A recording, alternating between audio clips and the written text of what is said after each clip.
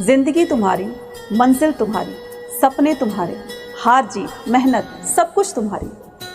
फिर दूसरों की बातों को सोचकर, सुनकर क्यों हार मान लेते हो? क्या इसी में आपकी समझदारी है?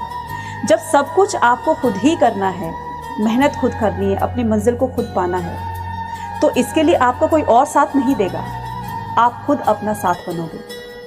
इस जिंदगी में आप एक बार नहीं, 10 बार, 100 बार हारोगे, लेकिन आपको हार नहीं माननी है।